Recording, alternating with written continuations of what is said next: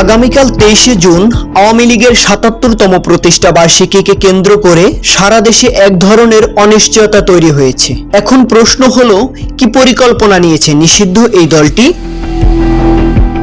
নিষিদ্ধ ঘোষিত এই দলটি রাজধানী ঢাকাকে মূল লক্ষ্য করে দেশের বিভিন্ন জেলায় পতাকা উত্তোলন ও ব্যানার সাথে নিয়ে প্রকাশ্যে মিছিলের মাধ্যমে শোডাউনের পরিকল্পনা করেছে। ইতোমধ্যে গত কয়েকদিনে তারা দেশের বিভিন্ন স্থানে ২৫টারও বেশি মিছিল করেছে।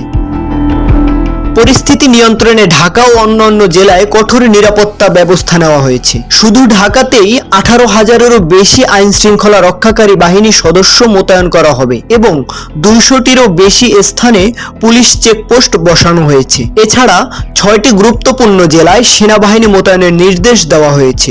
এগুলো হলো ঢাকা, নারায়ণগঞ্জ, গোপালগঞ্জ, চট্টগ্রাম, ফরিদপুর ও গাজীপুর জেলা।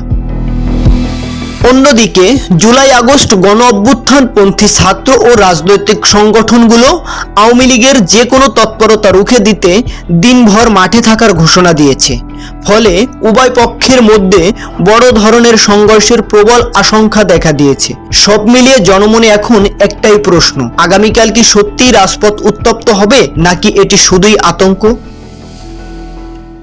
নিফটি ফার্স্টের সাথে ট্রেড করুন যে কোনো জায়গা থেকে, ক্যাম্পাসে ক্লাসের ফাঁকে, ঢাকায় জ্যামে বসে কিংবা ঘরে বসে। ট্রেডিং এখন হাতের মুঠোয়, তাই ট্রেড করুন যখন খুশি যেখানে খুশি।